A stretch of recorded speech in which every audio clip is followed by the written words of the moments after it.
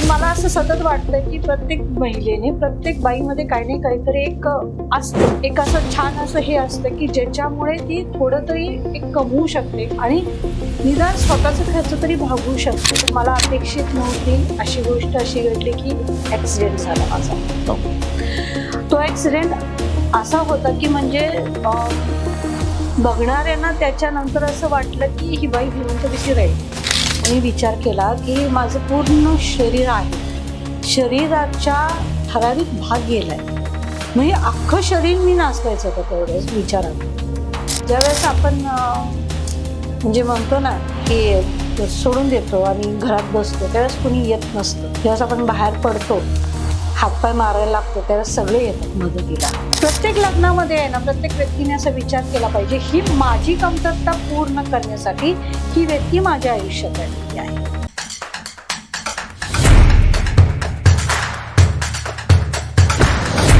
नमस्कार, भारी लोक या आपल्या मराठी पॉडकास्ट चॅनलवरती आपल्या सर्वांचं पुन्हा एकदा स्वागत. भारी लोक एकतर आपल्या कर्तृत्वानं भारी किंवा आपल्या स्किल्सनं भारी असणारी ही लोक अनेक लोकांचं आयुष्य भारी बनवायला मदत करत असतात. आपण इन्स्पायरिंग स्टोरीज ऐकतो आणि आपल्याला नवीन आयडियाज मिळतात, नवीन इन्स्पिरेशन्स मिळतात आपलं आयुष्य भारी बनवण्यासाठी. आणि म्हणूनच हा तास आजही आपल्याला असंच एक व्यक्तिमत्व लाभलेलं आहे, ज्यांनी अनेक संकट, अनेक प्रॉब्लेम्स, अनेक अडथळे आल्यानंतरही आपलं आयुष्य भारी बनवण्यापासून ठेवलं नाही, थांबवलं नाही. अडथळे येतात, एखादा ऍक्सिडेंट होतो, एखादी घटना घडते आणि काही लोक आयुष्य गिव्हअप करतात.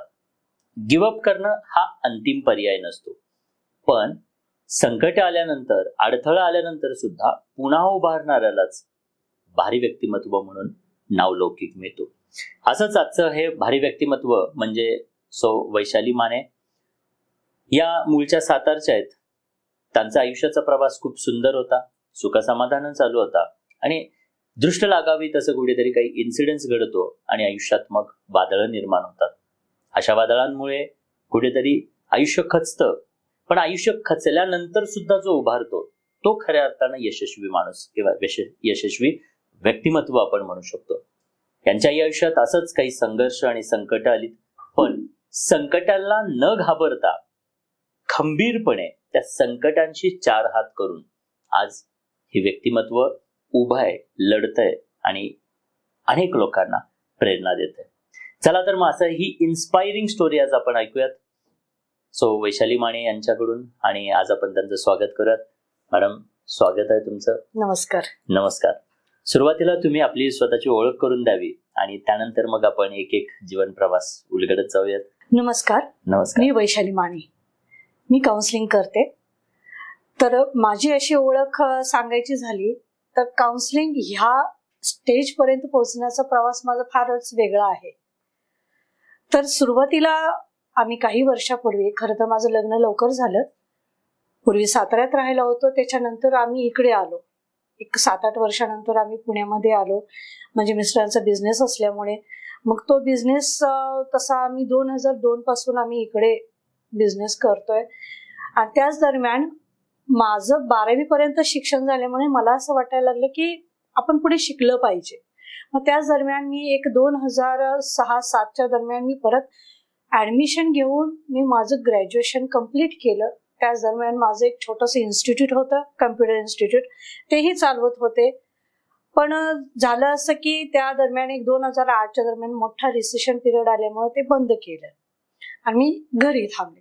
पण मला असं सतत वाटतं की प्रत्येक महिलेने, प्रत्येक बाईमध्ये काही नाही काहीतरी एक असतं, एक असं छान असं हे असतं की ज्याच्यामुळे ती थोडं तरी एक कमवू शकते आणि निदान स्वतःचा खर्च तरी भागवू शकते, असं मला सतत वाटत असल्यामुळे त्यावेळेस मग मी केक शिकले, केकचे वेगवेगळे प्रकार शिकले आणि केकचे क्लासेस घेऊ लागले. वा. मला इथे तुम्हाला म्हणजे एक गोष्ट सांगायची, जसं तुम्ही म्हणलात की प्रत्येक व्यक्तीकडं काही ना काहीतरी असतं जन्मजात, म्हणजे प्रत्येकाला निसर्गानं, नेचरनं काही ना काहीतरी युनिक ॲबिलिटीज दिलेल्या आहेत आणि त्याच ॲबिलिटीजचा वापर करून आपलं आयुष्य आपण उत्कृष्ट बनवू शकतो. खूप सुंदर. मला आता तुम्ही जसं ओळख सांगितली, सुरुवातीपासून थोडासा जर्नी जाणून घ्यायला आवडेल की आईवडिलांचं तुमचं म्हणजे बॅकग्राऊंड कसं होतं आणि आईवडिलांकडे असताना तुम्ही कितवी पर्यंत शिकला आणि मग तुम्ही जसं म्हणतात की 12वीत लग्न झालं. सो इथंपर्यंत थोडासा प्रवास शॉर्ट मध्ये सांगा आणि मग आपण पुढचा प्रवास जाणार. चालेल. खरं तर माझे आई वडील दोघेही शिक्षक. ओके. तर आई माझी कोल्हापूर जिल्ह्यामध्ये सर्व्हिसला होती, वडील माझे सांगली जिल्ह्यामध्ये सर्व्हिसला होते. त्यामुळे दोघेही वेगवेगळ्या ठिकाणी राहायचे. मग मी कधी आईकडे कधी वडिलांकडे अशा पद्धतीनं थोडस ह्या गावामध्ये थोडस त्या गावामध्ये. खरं तर मी म्हणजे 12वी पर्यंत आहे ना 7 ते 8 माझे शाळा झाले असतील आणि गावं पण तेवढीच झाली, कदाचित त्याच्यापेक्षा जास्त गावं सुद्धा झाली, कारण प्राथमिक शिक्षक होते ते दोघेही. मग असं करत करत त्याच्यानंतर मग कोल्हापूरमध्ये माझं कॉलेज झालं. 12वीला असताना अचानकपणे पाहुणे आले. तसं काही लग्नाचं काही नियोजन नव्हतंच, अजिबातच नव्हतं. माझे आई वडील दोघेही शिक्षक असल्यामुळे त्यांचं असं म्हणणं होतं की ग्रॅज्युएशन तरी करायचं निदान. पण एक असा काहीतरी घरामध्ये इन्सिडेन्स घडला की ज्यामुळे माझं लग्न करावं लागलं. आणि अगदीच पहिलं स्थळ त्याच्या अगोदर दाखवलंही नव्हतं, काहीच नव्हतं. मग ते आले बघायला, त्यांना पसंत पडलं आणि मग माझं लग्न अगदी 1 महिन्यामध्ये लग्न लागलं माझं. म्हणजे तो जो असतो ना एक म्हणजे पूर्व तयारी असते लग्नाच्या अगोदरची की बाबा आता लग्न होणार आहे, मग आता थोडीशी मुलीला हे शिकवलं पाहिजे ते शिकवलं, हा काही प्रकारच झाला नाही. आणि डायरेक्ट मी लग्न होऊन आले आणि ते पण मोठी सून म्हणून घरामध्ये. ओके. आणि तुम्हाला साताऱ्यामध्ये दिलं? हा, साताऱ्यामध्ये. आणि त्याच्यातही असं झालं की एक 7-8 महिन्यानंतर म्हणजे सासरे गेले. मग त्यामुळे मग सासऱ्यांना माझ्या वाटायचं की मुलगी खूप लहान आहे, तशी दिसायलाही छोटी वाटते आणि वयाने पण लहान आहे. 8च वर्ष माझं पूर्ण झालेले आणि लगेच लग्न झालं. बरोबर. पण झालं असं की ते गेल्यानंतर थोडीशी जबाबदारी पडली. मग 7-8 वर्ष आम्ही तिथे राहिलो. माझे मिस्टर इंजिनियर होते, ते चांगले जॉबला होते तिथं, पण त्यांना स्वतःचा बिझनेस करण्याची खूप इच्छा होती. त्यांनी लग्नाच्या वेळेसच सांगितलं होतं की मी माझा बिझनेस करणार आहे, मी काही नोकरी करणार नाही. मग त्याच्यानंतर एक 7-8 वर्ष झाल्यानंतर मग त्यांनी बिझनेस प्लॅन केला. तसं त्यावेळेस म्हणजे 95 मध्ये माझं लग्न झालं. त्यावेळेस पगार होता तसा बऱ्यापैकी, 7-8 हजार म्हणजे त्यावेळेस खूप झाला. हा, पण लग्न झाल्यानंतर जेव्हा आम्ही आलो भोसरीमध्ये पहिल्यांदा राहिलो आम्ही भाड्याच्या घरामध्ये. त्यावेळेस अगदीच मला वाटतं की ते 1,500 रुपये घेतले जायचे, स्वतःचाच बिझनेस. हा, अगदीच आम्ही म्हणजे एका ठिक्यामध्ये सामान घेऊन आलो होतो, तिकडून इकडे आलो. एक पोत्यामध्ये छोटं ठिकं पांढरं असतं आपलं, त्याच्यामध्ये साहित्य घेऊन इकडे आलो आम्ही. मुलगा शिकत होता, नर्सरीला होता पहिला मुलगा. मग त्याला मोठं करताना काही खर्च ऍडजस्ट करायचे. मग तो पिरियड माझा नाही म्हणायला 3-4 वर्ष गेला. स्ट्रगलिंग, नवीन बिझनेस, नवीन लग्न आणि नवीन सगळ्या गोष्टी. तसं माझं जे घर होतं, आमचं स्वतःचं घर होतं साताऱ्यामध्ये. घरामध्ये टीव्ही, फ्रीज सगळं होतं. इकडं आल्यानंतर घरात काहीच नाही, मिक्सर पण नाही. मग हळूहळू मिक्सर घेण्यापासून सुरुवात आमच्या संसाराला तिथून. पण नवऱ्याला म्हटलं की जोपर्यंत स्वतःचं घर होत नाही तोपर्यंत टीव्ही आणि फ्रीज घ्यायचंच नाही. आपण जोपर्यंत घर होत नाही तोपर्यंत करू ऍडजस्ट. मग त्यावेळेस घर झालं आमचं 2005 मध्ये. 6 मध्ये आम्ही रो हाऊस घेतला. पहिलं घर स्वतःच्या नावाचं छान आमचं घर. त्यावेळेस आमचं सगळं सुंदर असं. नंतर मग त्याच्यानंतर हळूहळू बिझनेस सेट होत गेला, बसत गेला, व्यवस्थित जम बसायला लागला त्याचा. पहिल्यांदा आमची लांडीवाडीमध्ये भाड्याने होतं ते. मग ते शिफ्ट करून चाकणला जागा घेतली 2 एकर. त्याच्यामध्ये स्वतःचा प्लांट चालू केला मिस्टरांनी. आणि तो एक 2000 मला वाटतंय 10 नंतरचा जो काळ होता तो आमचा ग्रो होण्याचा काळ होता. 10 पासूनच. कारण जो काही रिसेशन पिरियड होता तोपर्यंत सगळा निवळत चालला होता. त्याच्यानंतर थोडंसं ग्रो होत चालली होती कंपनी आणि थोडेसे आर्थिकदृष्ट्या थोडीशी सबळता येत होती. आता सगळं स्टेबिलिटी व्हायला लागली. ओके. हा, आणि त्याच दरम्यान आमचं सगळं आर्थिक हे पण चालू होतं. मुलं पण थोडीशी मोठी. माझा मोठा मुलगा त्यावेळेस 12वीला होता. ओके. हा. या सगळ्यामध्ये मला अजून एक प्रश्न विचारायचा आहे की तुम्ही एज्युकेशन नंतर घेतलं, म्हणजे 12वीत असतानाच लग्न झालं, संसार सुरू झाला, 8 वर्ष साताऱ्यात गेली, त्यानंतर इथं येऊन नवऱ्याला पाठीमागे बॅकबोन म्हणून तुम्ही सपोर्टिव्ह राहिलात. बिझनेस करायचा होता, बिझनेसची म्हणजे बीज तिथे रुजलीत आणि बिझनेस वाढायला लागला. येस.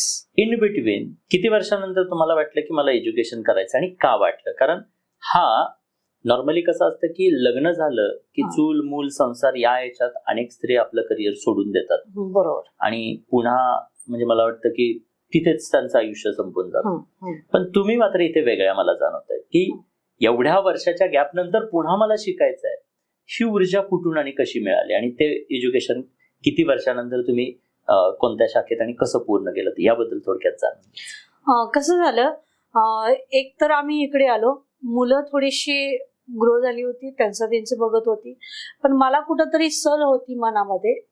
मिस्टर इंजिनियर झालेत आणि मी 12वी. मग मला हा खूप मोठा गॅप वाटायचा आणि मलाच कुठंतरी वाटायचं. त्या दरम्यान त्याच्या अगोदर तसं तर मी कम्प्युटरचा ग्राफिक्स कोर्स पण केला होता. तो कोर्स पण असा गमतीशीर केला की मुलाला सोडवायला जायचंच आहे, रिक्षाचे पैसे घालवायचेच आहेत, तर मग आपणच जाऊ सोडवायला आणि तो त्याला सोडवू, मग कोर्स करू आणि मग त्याला घेऊन मग घरी येऊ. ग्रेट. अशा पद्धतीनं तो कोर्स पण केला त्यावेळेस ग्राफिक्सचा. आणि त्याच्यानंतर मी कम्प्युटर टीचर म्हणून काम पण करत होते. तसं शिक्षण माझं कुठं आडवं येत नव्हतं, पण तरी सुद्धा वाटत होतं की आपण ग्रॅज्युएशन झालं पाहिजे. आणि त्याच्या अगोदर माझं डीएड पण झालं होतं आणि ते डीएड बंद पडलं. 6 महिने डीएड केलं, ते बंद केल्यानंतर मग 11वीला परत रिऍडमिशन घेतलं होतं. शेवटची बॅच होती आमची, 10वीच्या याची. मग त्यामुळे ते सायकोलॉजी थोडंसं डोक्यात होतं की सायकोलॉजी विषय आपल्याला आवडतोय, मग त्याच्यामध्ये ग्रॅज्युएशन करायचंय. म्हणून मग मी रिऍडमिशन घेतले FY ला. त्याच्यानंतर मग मी ते सायकोलॉजी आणि मराठी हा विषय घेऊन मी माझं ग्रॅज्युएशन कम्प्लीट केलं. आणि खरं तर फारसा सपोर्ट नव्हता घरून, कारण परीक्षेच्या वेळेसच माझ्या घरी जावेची मुलं, माझी मुलं, भावाची मुलं सगळी घरात असायची. त्यावेळेस माझं कम्प्युटर इन्स्टिट्यूट होतं. कम्प्युटर इन्स्टिट्यूट खूप जास्त चांगलं चालत नव्हतं, त्यामुळे मी दुसऱ्या ठिकाणी जॉबला पण जात होते. मग सकाळी घरातून आवरून जायचं स्वतःच्या इन्स्टिट्यूटमध्ये, डबा घेऊन जायचा जेवणाचा. त्याच्यानंतर मग ते तिथून 1:30 वाजता दुसऱ्या इन्स्टिट्यूटमध्ये जायचं. 5 वाजेपर्यंत तिथं थांबायचं. 5-6 वाजता स्वतःच्या इन्स्टिट्यूटमध्ये यायचं. त्याच्यानंतर ते 8 वाजता बंद करायचं, घरी यायचं 8:30ला. मग स्वयंपाक वगैरे आवरून मग 11 वाजता थोडासा अभ्यास करायचा. ग्रेट. असं करून ते ग्रॅज्युएशन पूर्ण केलं. खूप छान. मला वाटतं की ही इन्स्पायरिंग गोष्ट आहे. माणसाला वेगळं व्यक्तिमत्व वेगळं कसं बनतं, तर वेगळ्या परिश्रम घेतल्यानंतर व्यक्तिमत्व वेगळं बनतं. सो एक्स्ट्रा परिश्रम घेणं. शिवखेराजी म्हणतात की म्हणजे यशस्वी लोक वेगळं काही करत नाहीत, तर ते इतरांपेक्षा काकणभर एक्स्ट्रा करतात. म्हणजे नाही म्हणायला, गिव्हअप करायला अनेक कारणं होती. म्हणजे असं काही गरज नव्हती एवढं परिश्रम घ्यायची, बट मला करायचं आहे ही हट्ट होता, ही जिद्द होती. आणि सपोर्ट नसताना सुद्धा तो निर्णय घेणं खूप महत्वाचं असतं. तुम्ही तो निर्णय घेतलात आणि म्हणून लग्नानंतर अनेक वर्ष गेल्यानंतर तुम्ही ग्रॅज्युएशन केलं आणि कदाचित ते ग्रॅज्युएशन केलं म्हणजे ते ग्रॅज्युएशन आज तुमचा आधार म्हणून उभा आहे. म्हणजे खूप हे ट्रॅजेडी आहे आणि खूप सुंदर. म्हणजे एक डिसिजन तुम्हाला आयुष्यात कसं सफल बनवू शकतो लक्षात घ्या. छोटंसं परिश्रम घेणं आणि हे परिश्रम घेण्याची तयारी ठेवणं गरजेचं आहे. जग कधीच तुम्हाला सपोर्ट करायला तयार नसणार आहे. तुम्ही पहिल्यांदा स्वतःला सपोर्ट करायला तयार व्हा. जग आपोआप एक दिवस तुम्हाला सपोर्ट करायला तयार होईल. आणि तुमच्या बाबतीत हे असंच घडलं. ग्रेट. तुम्ही मग ग्रॅज्युएशन कम्प्लीट केलं आणि त्यानंतर मग पुढे तुमचा प्रवास म्हणजे तुमचा बिझनेस व्यवस्थित सुरू होता. त्यानंतरचा पुढचा प्रवास कसा होता? त्याच दरम्यान मी 4 व्हीलर पण शिकले होते. म्हणजे 2008च्या दरम्यानच मला शिकायचंय ह्याच इच्छेने 4 व्हीलर शिकले, ग्रॅज्युएशन झालं, सगळं व्यवस्थित चाललं होतं. पण सगळंच नीट चालल्यानंतर कुठंतरी एक गालबोट लागतच. त्याच पद्धतीनं एकदा मी निघाले, घराबाहेर पडले शॉपिंगसाठी म्हणून, घराबाहेर पडले आणि त्याच्यानंतर मला अपेक्षित नव्हती अशी गोष्ट अशी घडली की ऍक्सिडेंट झाला माझा. ओके. तो ऍक्सिडेंट असा होता की म्हणजे बघणाऱ्यांना त्याच्यानंतर असं वाटलं की ही बाई जिवंत कशी राहिली, इतका भयानक होता तो ऍक्सिडेंट. कारण पूर्ण गाडी जळली होती, पूर्ण पेटली होती गाडी जागेवरती. म्हणजे मी असे निघाले होते, पाठीमागून ट्रकवाला आला, माझ्या पाठीमागे माझी मैत्रीण होती. ट्रकच्या धक्क्याने ती उचलून बाजूला फेकली गेली आणि ट्रक जागेवरच माझ्या पायावरून गेला. तर गुडघ्याच्या वरून ते पायाच्या पोटरीपर्यंतचा जो जवळजवळ 1 वीजचा भाग असतो पूर्ण चुरा झाला तिथेच जागीच. पण म्हणजे झालं काय की मी बेशुद्ध न पडल्यामुळे मला ते सगळं दिसत होतं की आपला एवढा भाग गेलाय. काय असेल नियतीच्या मनामध्ये माहिती नाही. इतकं झाल्यानंतर कोणी शुद्धीवर राहत नाही, पण मी पूर्ण शुद्धीवरती होते. माझं पूर्ण लोकांकडे लक्ष होतं. लोक बघतायत कसे हे होत आहेत, घाबरतायत, ते सगळ्या नजरा मला दिसत होत्या. आणि त्याच्यानंतर मग मला YCM मध्ये नेलं, तिथं मला ऍनेस्थेशिया दिलं, तिथं माझी फॅमिली आली. त्याच्यानंतर तिथून मला आदित्य विर्लाला नेलं. त्यावेळेस 3 दिवस मी ICU मध्ये होते. त्याच्यानंतर ज्यावेळेस मला जनरलला शिफ्ट केलं, म्हणजे त्यानंतर म्हणजे स्पेशल रूम मध्ये वगैरे आणलं, माझ्याकडे लोक रडत यायची. असे त्यांना असं वाटायचं की दबाव, कसं हिला बघू.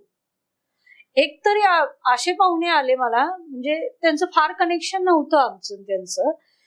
नेमकं फिजिओथेरपिस्ट आलेली, मला उभं केलं, तो माणूस दार उघडून आत आला, त्याला रडायला आलं, तो बाहेर गेला तसाच माझ्या समोरच. आणि माझ्याकडे असे रडत यायचे, नंतर माझ्याशी बोलून हसत जायचे बाहेर. इतकी माझी हे होती. आणि मला असं वाटायचं की मी इतक्या लोकांच्या मध्ये आहे की हे सगळे लोक माझे आहेत आणि त्यांच्यामुळे मी अशी उभी राहीन, एवढं काही नाही. आणि त्याच्यात हे वय म्हणजे असंही नाही की माझं काही लग्न व्हायचंय, किंवा असंही नाही की फार वय झालंय, कव्हर होऊ शकतो आपण. एक ती पॉझिटिव्हिटी होती. ग्रेट. हा.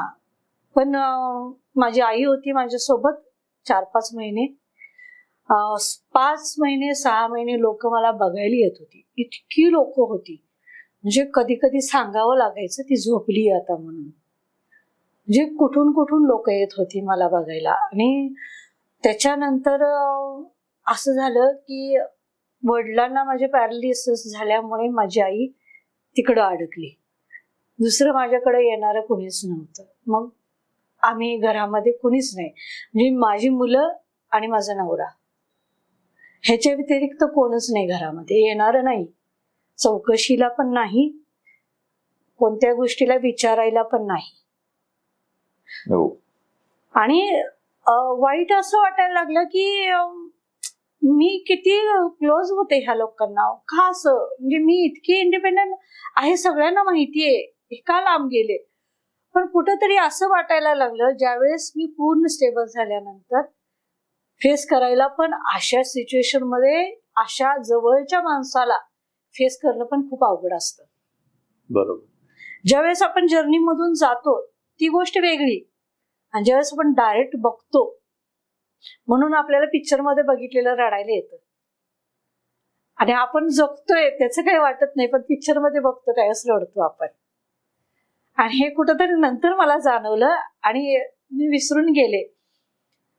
आणि त्या दरम्यान मग मला असं वाटायला लागलं की नाही, मला काहीतरी करावं लागणार आहे. मी त्यावेळेस ऑनलाईन कपड्याचं सुद्धा मी केलं, पण मला त्याच्यामध्ये थोडीशी फसवेगिरी वाटली, ते बंद केलं. मग मी काय करू शकते. माझी एक मैत्रीण म्हणाली, अरे तू साड़ी कितनी अच्छे से ड्रेप करती है, उसमें देख ना कुछ. मग मी माझ्या लक्षात आलं की मी डीएडला असताना मी त्यावेळेस वेगवेगळे पॅटर्न ट्राय केले होते मी. मग त्याच्यामध्ये मी घरामध्ये कुणी नसताना माझ्या सगळ्या साड्या काढा, दिवसभर तोच माझा उद्योग. साड्या काढायच्या, स्वतःवरती नेसायचं आणि ट्राय करायचं. आणि मग त्याच्यानंतर मग मी त्यांच्यामध्ये परफेक्शन आल्यानंतर मग मी अशी जाहिरात टाकली की साडी ड्रेपिंगचे वर्कशॉप घेतले जातील म्हणून. वा. मग त्याच्यानंतर मग मला काही सोसायटीमध्ये बोलवलं गेलं साडी ड्रेपिंगचे वर्कशॉप घेण्यासाठी खास करून. आणि इतक्या बायका खुश झाल्या. म्हणजे त्यावेळेस मला एकदा तर एका ह्याच्यामध्ये डायरेक्ट 5,500 रुपये मिळाले एका सेशन मध्ये. मला छान वाटलं ते. आणि मला स्वतःला साडी नेसायला आवडते आणि तसं मला नेसवायलाही आवडतं. अजूनही माझ्याकडे वेगवेगळे पॅटर्न नेसल्यासाठी लेडीज येतात. आणि मग त्याच्यानंतर मग त्याच ह्याच्यामध्ये होते. पण मला असं कुठेतरी फील व्हायला लागलं की मला ज्यावेळेस पाहिजे त्यावेळेस घेऊन जातात, घेऊन येतात. मला नाही हे जगायचंय असं. मी ऍक्सिडेंट नंतर 7 महिन्यानंतरच मी जिम जॉईन केली होती. ग्रेट. ते म्हणाले ट्रेडमिलवर जमल का मॅडम, तुम्ही इथे थांबा, मला जमतंय की नाही ते मी बघते, नाही जमलं तर नाही करत मी. ते एलिव्हेटर असतं असं, ते जमेल का ते पण मी करून बघणार, मला नाही जमलं तर नाही करणार. मी सगळ्या गोष्टी करून बघितल्या आणि जे जमतंय ते मी कंटिन्यू ठेवणार. तेव्हापासून मी जिम जॉईन केली. माझे मिस्टर खूप घाबरले होते. पहिल्या दिवशी लहान मुलाला शाळेत सोडायला जसे पेरेंट्स जातात तसे जिम मध्ये सोडायला माझे मिस्टर आलेले. जोपर्यंत होत नाही तोपर्यंत बाहेर थांबले होते. आणि माझ्या मुलाला आणि माझ्या मिस्टरांना मला स्वतःला हे करावं लागलं. मी ओके आहे, मी ओके आहे, मी करू शकते असं करून. मग त्याच्यानंतर मग मी त्यांना 4 व्हीलर मला घ्यायला लावली. नाही, इथे थोडस थांबेल. 4 व्हीलरच्या आधी मला विचारायचं आहे काय आहे की तुमच्या आयुष्यात कुठेतरी आता असं सुरुवात झालेलं, बरोबर, सगळं असं छान सेट झालं, स्ट्रगल मधून म्हणजे छोट्याशा रूम मधून तुम्ही बिझनेसला उभारी दिली, मिस्टरांचा बिझनेस बहरला, तसं कुठं एन्जॉयमेंट, फिरणं, आर्थिक दृष्ट्या थोडीफार सुबत्ता आलेली होती आणि तेवढ्यात हा इन्सिडेंट झाला. बरोबर. नॉर्मली असा इन्सिडेंट जेव्हा एखाद्याच्या आयुष्यात होतो तेव्हा लोक गिव्हअप करतात, म्हणजे डिप्रेशन मध्ये जातात किंवा स्वतःचं आयुष्य संपवतात, इथपर्यंत जातात. तुमच्या बाबतीत वेगळं घडलं. पहिल्यांदा जेव्हा ऍक्सिडेंट झाला तुम्हाला कळालं की तुमचा पाय नाहीये, तो क्षण आणि त्यानंतर पुढचे 5-6 महिने तुमची मानसिकता कशी होती, तुम्हाला काय फील होत? येस, सुरुवातीला तर मी म्हटलं तसं खूप मोटिवेट होते. पण नंतर मला लक्षात आलं की कुणीही नाहीये माझ्या बाजूला. मग नंतर मला मी विचार केला की माझं पूर्ण शरीर आहे, शरीराच्या ठराविक भाग गेलाय, म्हणजे अख्खं शरीर मी नाचवायचं का तेवढ्याच विचाराने. कारण पूर्ण शरीर आहे, माझं मन आहे, म्हणजे बुद्धी चालती, माझे डोळे काम करतायत, मी तरुण आहे अजून, माझा नवरा आहे आणि मी एकटी नाहीये. मी आहे म्हणजे माझा नवरा, माझी मुलं मला जोडून आहेत. मी जर पूर्ण जर बसून गेले, रडलेला माणूस किती दिवस बघत राहणार. कारण कुणीही झालं तरी रडणाऱ्या माणसाला थोडे दिवस आधार देईल, नंतर तो कंटाळून जातो. बरोबर, ऑब्व्हियसली. आणि आपल्याशी जोडलेली लोक असतात, त्यांना असं आपण किती दिवस ह्याच्यात ठेवायचं, टेन्शन मध्ये ठेवायचं. स्वतःचा बिझनेस असणारा माणूस आहे, तो वर्षभर आपल्या आजूबाजूला असं हे होतं, ते किती दिवस बिझनेस पासून हे होणार. आणि ज्याच्यावरती आपलं पोट आहे तिथं लक्ष तर द्यायला लागणार. आणि ज्यावेळेस आपण उभं राहू त्यावेळेस ते फ्री होतील. मग ह्या विचाराने थोडस स्वतःला मी जास्त मोटिवेट केलं आणि प्रत्येक गोष्टीमध्ये त्यांना असं हे केलं की आय एम ओके, तुम्ही अजिबात हे करू नका. मी कुठल्याही गोष्टीसाठी, म्हणजे मला ट्रिपला एका ठिकाणी जायचं होतं, म्हणलं जाऊया आपण आता कुठेतरी जाऊया. म्हणजे आता मला वाटतं 2014, त्याच्यानंतर त्या वर्षी सुद्धा मी गोव्याला आम्ही फिरायला गेलो होतो. गोव्याला गेलो, त्या रेतीमधून चालायला प्रॉब्लेम होत होता, कारण सगळ्या ठिकाणी काही असं हे नाही होऊ शकत ना, आणि त्या गोष्टीचा एक्सपिरियन्सच नाहीये वर्षाच्या आतच ऍक्सिडेंटच्या. वर्षाच्या आतच इथून गोव्याला 4 व्हीलरनी जायचं, तिथून त्या रेतीमधून चालत चालत ते पाय वडत न्यायचा, शूज मध्ये रेती अडकते. जवळजवळ ह्याचं 4.5 kg ह्या प्रोस्थेटिकचं वेट आहे आणि त्यात ती शूज मध्ये ती माती अडकल्यानंतर अजून वेट भरलं जातं. पण ह्याच्यामध्ये एक गोष्ट लक्षात आली, ज्यावेळेस आपण म्हणजे म्हणतो ना की सोडून देतो आणि घरात बसतो, त्यावेळेस कुणी येत नसतं. ज्यावेळेस आपण बाहेर पडतो, हातपाय मारायला लागतो, त्यावेळेस सगळे येतात मदतीला. प्रयत्न करणाऱ्याच्या पाठीमागे परमेश्वर असतो अशी म्हणा. सो तुम्ही प्रयत्न करा, सगळेजण तुमच्या मदतीला येतील. सो रडत राहिलं तर आयुष्यात कधीच प्रगती होणार नाही. मी नेहमी सांगत असतो की काही लोक आयुष्यात कधीच बदलत नाहीत, कारण ती फक्त कारणं बदलतात. म्हणजे आज हे झालं याच्यामुळे नाही झालं, उद्या ते झालं त्याच्यामुळे नाही झालं, यांनी सपोर्ट केला नाही, त्यांनी सपोर्ट केला नाही, म्हणजे अशी फक्त कारणं बदलत राहतात, म्हणून आयुष्य बदलत नाही. बरोबर. तुमच्या बाबतीत मात्र तुम्ही कारण देणं थांबवलं, जबाबदारी स्वीकारलीत. खूप छान. आता इथून पुढचा प्रवास सांगा, की तुम्ही सांगत होता की तुम्हाला कार बद्दल तुम्ही काहीतरी सांगत. सुरुवातीला काय झालं की मला एक गोष्ट लक्षात आली की आपण लोकांच्या नजरा जास्त बघतो.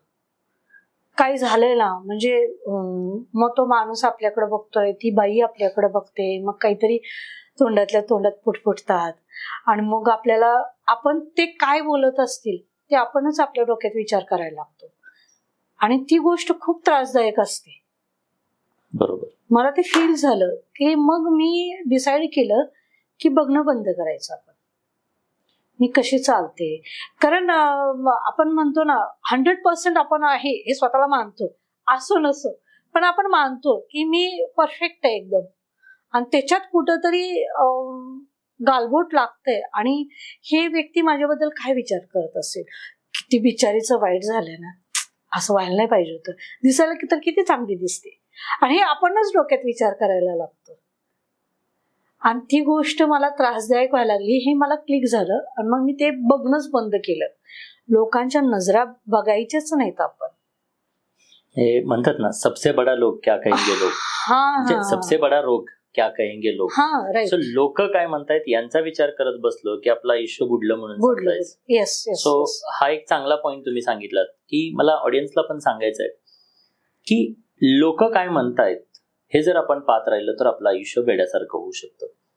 मॅडमनी खूप सुंदर सांगितलं की मी लोकांच्या नजराच बघणं बंद केलं, बिकॉज मी माझ्या आतमध्ये बघायला सुरुवात केली. मी माझ्यावरती बघायला सुरुवात केली, आणि ज्या दिवशी आपण आपल्या आतमध्ये बघायला सुरुवात करतो तेव्हा जगातले सर्वात प्रभावी व्यक्तिमत्व म्हणजे तुम्हीच असता. खूप सुंदर.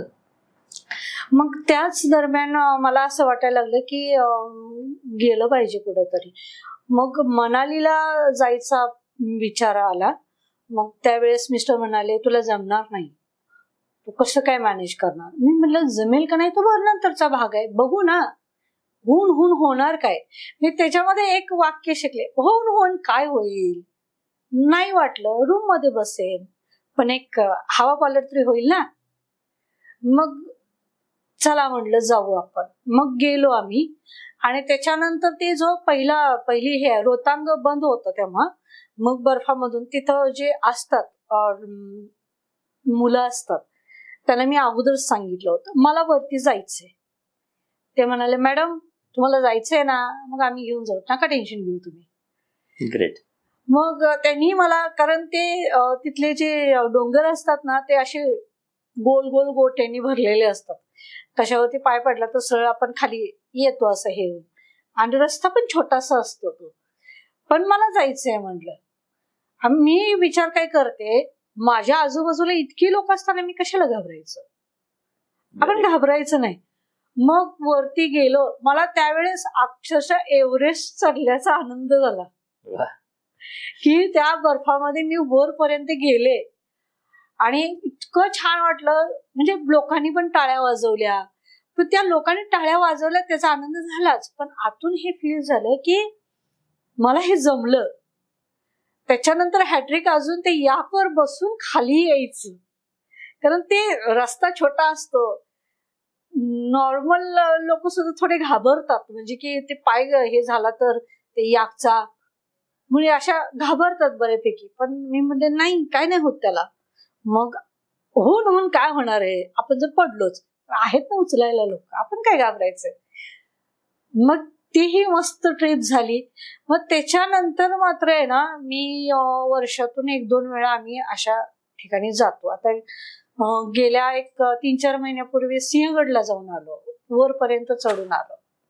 ग्रेट. हा म्हणजे ज्या लोकांना लागतं 1-20 मिनिटं, तिथं मला 1.5 तास लागेल. कुठं मला हजेरी द्यायची आहे, हा मी विचार करते.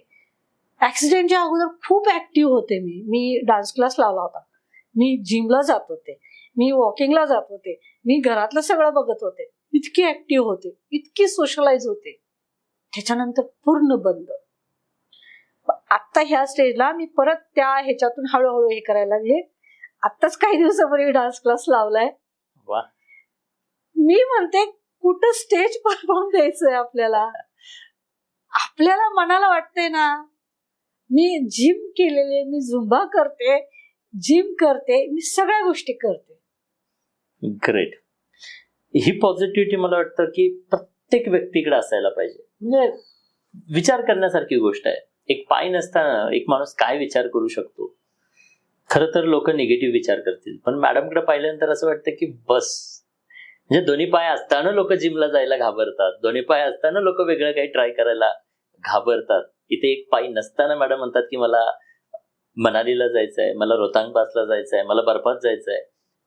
सो ग्रेट, इन्स्पायरिंग, खूप सुंदर. हे विचार किंवा ही पॉझिटिव्हिटी येते कशी, म्हणजे तुम्ही इन्स्पिरेशन कशापासून घेता? थोडस म्हणतो ना आपण, ते माझ्यामध्ये आहे थोडं ते, आणि ते मी ओळखलेलं आहे. म्हणजे प्रत्येकामध्ये असा काहीतरी स्पार्क असतो. येस. तो मला लक्षात आलेला आहे माझ्यामध्ये काहीतरी. मला एका ठिकाणी मी मैत्रिणींबरोबर ट्रिपला गेले होते, तिथं बोटिंग करायचं होतं. तर मी त्या माणसाला सांगितलं मला बोटिंग करायचं आहे. तर ते काय करतात, मध्ये नेलं की ते अशी बोट उलटवतात. मी म्हणलं मला उलटवायची नाही बोट, मला बोटिंग करायचंय, तुम्ही सोबत पोहत पोहत येणार का. ते बोट स्वतः चालवून मी गेले त्या बोट मधून, आणि त्या तळ्याच्या तिथं थोडंसं फिरवून मग आणलं त्या माणसाने. मला ते फार म्हणजे मला असं लक्षात आलेलं आहे बऱ्याच वेळेला की खूप लोक मदत करतात, आणि असं कोणी तुम्हाला हे नाही करत, डिमोटिवेट कोणी करत नाही, जर तुमची इच्छा असेल तर. एक्झॅक्ट, तुमची इच्छा असेल तर. कारण हा, तुम्ही तयार असाल तर जग मदत करायला तयार असतं. सो तुम्हीच जर गिव्हअप केलेला असेल, तुम्हीच जर मनातनं खचलेला असाल, तुम्हीच जर पहिलं पाऊल टाकायला मागे पडत असाल, तर जग काय, कोणीच तुम्हाला मदत करणार नाही. सो पहिली स्वतःला तुम्ही मदत करायची, जग मदत करायला तयार आहे. येस. अप्रतिम, खूप सुंदर. ते ह्या पद्धतीनं मी 4 व्हीलर घेण्यासाठी पण तयार केलं मिस्टरांना. आता मी 4 व्हीलर चालवते. पिंपरी चिंचवड, निगडे ह्या एरियामध्ये जिथं मला जायचं आहे तिथं मी स्वतः जाते. जे लोक माझ्यापासून लांब राहत होते त्यांना पण घेऊन जाते. त्यांना पण सोबत करते, त्यांना पण अजूनही मदत करते जशी शक्य होईल तशी. आणि मला एखादी शॉपिंग करायची, मी जाते शॉपिंगला, एकटी जाऊ शकते. घरातली जी पहिल्यासारखी दळण असू दे, छोटी छोटी कामं असू दे, ती स्वतः करते. ह्याच दरम्यान मला असं झालं की काउन्सिलिंगचं मला हे आलं, म्हणजे एक ऍड पाहिली मी, सेल्फ काउन्सिलिंग आणि काउन्सिलर होण्यासाठीच तुम्हाला एक संधी. कारण माझ्या आयुष्यामध्ये असे छोटे छोटे ऍक्सिडेंट खूप झालेत. म्हणजे हा माझा 5वा ऍक्सिडेंट आहे. हो. मी MA चा फॉर्म भरला होता, त्या दरम्यान सुद्धा माझा ऍक्सिडेंट झाला, पायाला प्लास्टर होतं, त्यामुळे तो फॉर्म भरता आला नाही. ती इच्छा राहिली. त्याच्यानंतर त्याच्या अगोदर ह्या पायाला सुद्धा ते टेबल पडला, ते स्टिचेस झाले होते. असे म्हणजे हे लास्ट आहे. हा लास्ट आहे. मग त्यामुळे झालं असं गंमत, मला असं वाटलं की मी काउन्सिलिंग चांगलं करू शकते. मग त्यावेळेस मी तो कोर्स केला आणि काउन्सिलर म्हणून मी काम करायला चालू केलं. मग असे छोटे छोटे असे लेख लिहायला चालू केलं सुरुवातीला. तर त्या ग्रुपमध्ये एक जॉईन झाल्याचा मला खूप फायदा झाला. म्हणजे त्यांनी आम्हाला काउन्सिलिंग शिकवलं आणि त्याच्याबरोबरच एक लिखाण पण कसं करावं थोडंसं तेही शिकवलं. मग त्याच्यानंतर मग मला जे वाटतं ते मी उतरवायला लागले आणि ते पोस्ट करायला लागले फेसबुकला. मग त्याच्यामुळं लोक मला कॉल करायला लागले. मग मी काउन्सिलिंग चालू केलं. मग अशा काही केसेस आहेत की ज्यांना मी थोडंसं मोटिवेट केलं. ह्याच दरम्यान मी ज्या ठिकाणी प्रॉस्थेटिक घेतलं त्या ठिकाणी मी माझा नंबरही देऊन ठेवला की समजा असे कुणी आले पेशंट की खूप जास्त खचून चाललेले आहेत ते लेडीज, तर त्यांना माझा नक्की नंबर द्या. तर अशा काही लेडीज आहेत की ज्या 2 अशा लेडीज होत्या ज्या चांगल्या जॉबला होत्या त्या, आणि मग त्यांना नंबर मिळाल्यामुळे त्या घरी आल्या माझ्या, की ती मला म्हणाली की मी असं असं झालंय, माझं पाय गेलाय माझा. तिचा पण सेम पाय गेला होता, तिला बसनी उडवलं होतं आणि म्हणली मी जॉब करते आणि मला आता सगळ्यांनीच सांगितले आता तू जॉब सोडून दे, तू नाही जॉब करू शकत, तू आता घरी बस असं सांगितले. मग मी तुम्हाला काय वाटते मी काय करू? तर मी म्हटलं हे बघ, म्हटलं तुझ्या हातात जर जॉब असेल ना तर तू कर. कारण अशा सिच्युएशन मध्ये सगळीकडे आपल्याला पैसा द्यायला लागतो. पैसा देऊन घरात कामाला बाई ठेव, पण तू जॉब कर. वा. आणि लिटरली तिची सुद्धा सिच्युएशन अशी झाली, ती जॉब पण करतीये, ती स्वतः 4 व्हीलर चालवतीये स्वतः, आणि गावाला वगैरे पण 4 व्हीलर घेऊन जाते ती सुद्धा. आणि अजून एक अशी केस आली होती माझ्याकडे, त्या सुद्धा मॅडमचं असंच झालं होतं. चांगल्या पोस्टला होत्या त्या मॅडम आणि खूप जास्त डिमोटिवेट झाल्या होत्या त्या. म्हणजे मी आता काहीच करू शकत नाही, कम्प्लीट हारले. मग त्यांना सुद्धा सांगितलं की तुम्ही जॉब नका सोडू. नाही ग, मी कशी जाऊ, मी रिक्षात कशी बसू? कारण अशी सिच्युएशन झाली ना, बायकांना सगळ्यात पहिल्यांदा प्रश्न येतो कपडे कुठले घालायचे. कॉस्मेटिकली एस्थेटिकली दोन्ही बाजूनी विचार करायला चालू होते, मी कपडे कोणते घालू, मग मी ते वेअर केल्यानंतर कॅरी कसं करू, मी रिक्षात कशी बसू. म्हणजे मला रडायला कधी आलं माहितीये का, लहान असताना आपण सहज चालायला बोलायला बसायला उठायला शिकतो, ते आपल्या नकळत आपल्या होऊन जात. पण हे असं झाल्यानंतर बसायचं कसं, उठायचं कसं, चालायचं कसं, पायऱ्या कशा चढायच्या, पायऱ्या कशा उतरायच्या, इथं पासून सगळ्या गोष्टी शिकाव्या लागल्या. गाडीत कसं बसायचं, उतरायचं कसं. मग त्यांना मी सांगितलं कोणत्याही वेळेला मला फोन करा, तुम्ही मला सांगा, काहीही वाटलं तर मी तुम्हाला मदत करेन. आणि त्या दोघीही आता असं वेगळं काय ट्राय केलं की मला सांगतात असं असं आम्ही केलं. मग त्याही आता बाहेर फिरतात, जातात, जॉब करतात आणि मला फार आनंद होतो असं कुणाला माझी मदत झाली तर. वा. खरं तर तुम्ही तर तुमच्या आयुष्यात उभा राहिलातच, पण तुमच्या सोबत अनेक लोकांना तुम्ही उभं करताय. खूप मोठं काम आहे. मला वाटतं की हा लेसन कदाचित असावा की तुमच्या माध्यमातून अजून काही लोकांना उभं करायचं होतं, म्हणून कदाचित हा इन्सिडेंट तुमच्या आयुष्यात आला. हा संकट होता, पण त्या संकटाला सुद्धा तुम्ही अपॉर्च्युनिटी मध्ये कन्वर्ट केलं आणि ॲज अ काउन्सिलर म्हणून तुम्ही तुमचं स्वतःचं करिअर केलं. म्हणजे पाठीमागं वळून पाहिलं तर तुम्ही केलेलं ग्रॅज्युएशन आज खऱ्या अर्थानं पुन्हा इथे तुम्हाला आधार म्हणून उभं राहिलं. पाठीमागं तुम्ही शिकलेलं ड्रायव्हिंग आज आधार म्हणून पुन्हा तुम्हाला मदतीला आलं.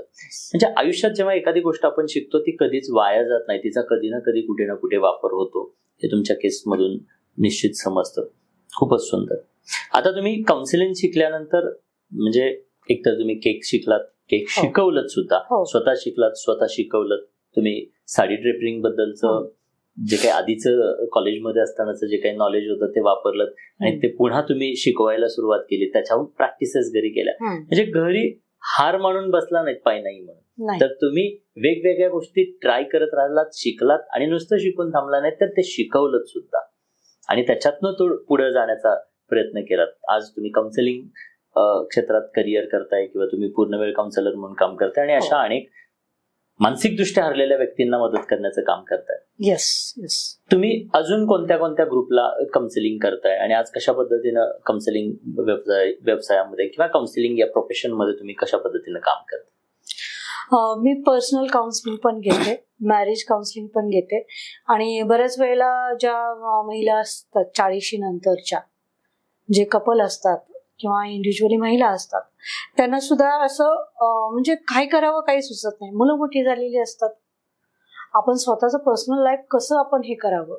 कारण फक्त किटी पार्टी करणं आणि कुठल्या तरी बायकांचं ग्रुप जॉईन करणं आणि कधीतरी मग ग्रुपने फिरायला जाणं, ह्याच्या व्यतिरिक्त पण जग असतं आणि खऱ्या अर्थाने तेच असतं.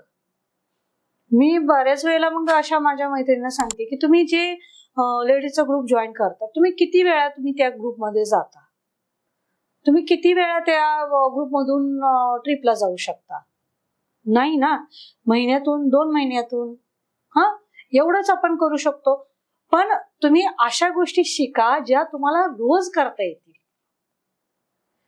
असं नाहीये की त्याच्यामध्ये तुम्ही पार्लरला तुम्ही घालवता ना 1000 रुपये, मग त्या 1000 रुपयाची फी द्या आणि तुम्ही कोर्सेस शिका की ज्याच्यामध्ये तुम्हाला छान वाटेल, काहीतरी मोटिवेट वाटेल. माझी एक 50-55 वर्षाची मैत्रीण जी ड्रॉइंग शिकते, ऑनलाईन ड्रॉइंग शिकते, त्या पद्धतीने तुम्हाला जे वाटेल ते शिका. असं काही ऑनलाईन शिकायला तुम्ही घरातूनच शिकायचंय ना, बाहेर तर नाही जायचं. किती मोठी अपॉर्च्युनिटी आपल्याला आहे. मोबाईल, आपल्याला कुठेही जायचं नाहीये. मोबाईलवरती तुम्ही ड्रॉइंग शिकू शकता, मेहंदी शिकू शकता, तुम्ही अजून तुम्हाला जर डान्सचा शौक असेल तर डान्स शिकू शकता, गायन शिकू शकता, लेखन शिकू शकता, काहीही शिकू शकता तुम्ही. ग्रेट. मला एक गोष्ट तुमच्या बोलत असताना एक गोष्ट असं मनात विचार येत होता की माणसाला फक्त दृष्टी असून चालत नाही, दृष्टिकोन असावा लागतो. भले डोळे असतील नसतील, ज्याच्याकडे चांगला दृष्टिकोन आहे ना, तो असं वेगळं काहीतरी करू शकतो. म्हणजे आज सहजरित्या हातात मोबाईल आहे, सहजरित्या घर बसल्या तुम्हाला हवं ते शिकता येणार आहे. सगळ्या फॅसिलिटीज तुमच्यापर्यंत, म्हणजे जग संपूर्ण मदत करायला तुम्हाला तयार आहे. अगदीच. दृष्टिकोनाची गरज आहे. एक चांगला दृष्टिकोन तुमच्याकडे असेल, पॉझिटिव्ह अप्रोच आणि ॲटिट्यूड जर असेल तर जग सुंदर आहे, हे मला तुमच्या स्टोरीमधून जाणवतंय. खूप सुंदर. सो आता मॅरेज काउन्सिलिंग हा सुद्धा खूप महत्वाचा विषय आहे. आजच्या पिढीमध्ये आपण पाहतोय की अनेक डिवोर्सेसचं प्रमाण होतंय. अगदी परवा काही लोकांचं, मी म्हणजे 2 महिन्यापूर्वी मला भेटलेलं सुंदरसं कपल, अगदी हातात हात घालून आलेलं कपल, मी जेव्हा फोन करतो तेव्हा मला समजतं की सर डिवोर्स झाला. म्हणजे आश्चर्य वाटतं ह्या सगळ्या गोष्टींचं. सो याच्या पाठीमागची कारणं काय आहेत, किंवा पती पत्नींच्या नात्याबद्दल तुम्ही काय सांगू शकाल, किंवा काउन्सिलिंगच्या माध्यमातून तुम्ही काय सांगत असता, किंवा तुमच्याकडे आलेल्या अशा काही केस स्टडीज? कारण आज मला वाटतं की हा सर्वात महत्वाचा विषय आहे. बरोबर. म्हणजे आज फिजिकल बॉडीसाठी डॉक्टरांची संख्या भरपूर आहे, पण मेंटल जे काही इश्यूज आहेत, सायकोलॉजिकल इश्यूज आहेत, किंवा घराघरातली असणारी ही भांडणं किंवा रिलेशन्स मधले जे इश्यूज आहेत, त्यांना गाईड करणाऱ्या लोकांची खूप गरज आहे, प्रचंड गरज आहे. सो अशाबद्दल थोडक्यात काय माहिती? कारण काय होतं, ज्यावेळेस लग्न होतं, स्वप्न काहीतरी वेगळीच असतात आणि अस्तित्व काहीतरी वेगळंच असतं, प्रॅक्टिकल हे वेगळंच असतं. बरोबर. आणि लग्न हे प्रत्येक वेळेला तुम्ही जे पिक्चर मध्ये बघता, जे तुम्ही पुस्तकात वाचता, तसं नसतं. लग्न हे एक वेगळीच डील असते आणि ते तुम्हाला करावं लागतं. बऱ्याच वेळेला काय होतं की थोड्या छोट्या गोष्टीने हे नाही पटत, ते नाही पटत. अरे जर वरच्याने आपली जर गाठ बांधलेली आहे तर नक्कीच आपलं काहीतरी असणार आहे इथं, हा विचारच नाहीत करत की हे मला पटत नाही आणि मग हे इथं थांबणंच योग्य आहे असं म्हणून थोडक्यात हे करून गिव्हअप करतात. पण तसं नाहीये ते. कारण लग्न म्हणलं तर मी म्हणत असते नेहमी की आपल्याकडे म्हणतात ना, आता हे मी अंधश्रद्धा म्हणून नाही म्हणत आहे की आपल्याकडे म्हणतात पत्रिका वगैरे बघतो, पण ऍक्च्युअल मध्ये काय असतं की एक व्यक्ती आहे, त्याला पूर्ण करण्यासाठी दुसरी व्यक्ती त्याला जोडली जाते. जसं एक पझल असते, पझलचा एक पार्ट मिसिंग असेल तर पझल अपूर्ण राहते. तुकडा तिथे येऊन बसला तो त्यासाठीच बनलेला आहे, तो तिथे बसला की ती पझल पूर्ण होतात. तसं आयुष्य सुद्धा एक जोडीदार मिळून ती राहिलेली उणीव भरून निघते. बरोबर बरोबर. असं प्रत्येक लग्नामध्ये आहे ना, प्रत्येक व्यक्तीने असा विचार केला पाहिजे, ही माझी कमतरता पूर्ण करण्यासाठी ही व्यक्ती माझ्या आयुष्यात आलेली आहे. मग ह्याच्याकडे त्या नजरेने जर तुम्ही बघितलं लग्नाला, त्या माझा स्वभाव थोडा बडबडी आहे, माझा नवरा शांत आहे, ठीक आहे ना, ऐकून घ्यायला कोणतं पाहिजे ना. मी फास्ट विचार करते, ते थोडे शांत विचार करतात. हा ठीक आहे, मग ज्या ठिकाणी फास्ट विचार केला पाहिजे तिथं मी माझ्या नवऱ्याला सांगते, इथं मला फास्ट निर्णय घेता येतो ना, ते मला विचारत जा. ज्या ठिकाणी खूप विचार करायचा ना, ते तुम्ही विचार हे करत जा. असं अंडरस्टँडिंग करा दोघांमध्ये. ज्या गोष्टी कमी आहेत ती भरून काढा, रिकाम्या जागा भरा. एवढं जरी तुम्ही केलं ना, तर तुमचं लग्न असं होऊ शकत नाही की तुझं समजा एक्झॅक्टली तुमच्यासारखा पर्सन असेल दुसरा, तर कसं चालणार ते? मी पण बडबड करते, तो पण बडबड करतोय, कोणीच कोणाचं ऐकत नाही. आणि नेहमी जोड्या हे अपोजिटच असतात असं आपण पाहतोय. हा हे कळण्यासाठी थोडे दिवस घालवायला लागतात आणि हे पेशन्सचं काम आहे. तुम्ही ज्यावेळेस एखादा पदार्थ बनवता त्याला पेशन्स ठेवता आणि लग्नाला मग पेशन्स नकोत का? अहो, जन्म घेऊन ज्या ठिकाणी आपण जन्म घेतो त्या घरामध्ये त्या आई वडिलांच्या सोबत सुद्धा पटत नसतं मुलांचं. बरोबर. एका ब्लड रिलेशन मधल्या लोकांचं सुद्धा पटत नाही. मग हे संस्कृती वेगळी, हे आपलं ब्लड वेगळं, सगळंच वेगळं म्हणल्यानंतर अंडरस्टँडिंग करायला थोडा वेळ जाणारच ना. मला वाटतं त्यासाठी सुद्धा हा वेगळा दृष्टिकोन असावा लागतो. Yes, exactly. दृष्टिकोन नसेल हा तर उजेडात सुद्धा अंधार लोकांना जाणवतो. बरोबर. आणि बरोबर. दृष्टिकोन असेल तर अंधारात सुद्धा प्रकाश शोधता येतो, यशाचं शिखर गाठता येतं. येस. खूप सुंदर. आज तुम्ही काउन्सिलिंगच्या माध्यमातून अशा कोणत्या कोणत्या वयोगटातल्या लोकांना मदत करत आहात? आणि जर म्हणजे खरं तर तुमचं स्वतःची जर्नी खूप उत्कृष्ट आहे. सो अशा पद्धतीने अनेक लोकांना मला वाटतं की हा पॉडकास्ट पाहिल्यानंतर तुम्हाला संपर्क करण्याची इच्छा असणार आहे. तर तुम्ही लोकांना ऑनलाईन पद्धतीनं, ऑफलाईन कशा पद्धतीनं म्हणजे काउन्सिलिंग करता? सो तुमच्यापर्यंत जर का काही लोकांना पोहोचायचं असेल तर आम्ही कसे पोहोचू शकता? हा, तर मी काउन्सिलिंग मध्ये तुम्हाला जसं सांगितलं तसं मॅरेज काउन्सिलिंग पण करते, पर्सनल पण करते. आणि ज्या महिला आहेत, ज्या 40च्या पुढच्या वगैरे महिला आहेत, त्या मैत्रिणींसाठी सुद्धा मी काउन्सिलिंग करते. आणि हे मी ऑनलाईन पद्धतीनं करते. मग त्यांची जरी इच्छा असेल की मला व्हिडिओ मार्फत काउन्सिलिंग करायचं आहे, तुम्हाला म्हणजे डायरेक्टली मला बोलल्यासारखं मला फील करून तुमच्याशी बोलायचं आहे, तर डायरेक्ट व्हिडिओ कॉलही करू शकता. आणि जर माझ्या एरियात असतील तर मी भेटू सुद्धा शकते, असं काही नाही. तर असं फक्त मला असं वाटतं की माझी कुणाला तरी मदत व्हावी आणि त्या व्यक्तीचं माझ्यामुळे काहीतरी थोडाफार तरी उपयोग व्हावा माझा त्याच्या आयुष्यामध्ये, एवढीच इच्छा माझी. सुंदर, खरंच ग्रेट. म्हणजे ओव्हरऑल जर जर्नी पाहिला तर खूप इन्स्पायरिंग जर्नी आहे. आयुष्य म्हणजे जे मिळालंय त्याच्यावरती जर फोकस केला, म्हणजे जे नाहीये त्याचा शोक करण्यापेक्षा जे आहे त्याचं सेलिब्रेशन मला वाटतं तुम्ही करतायत.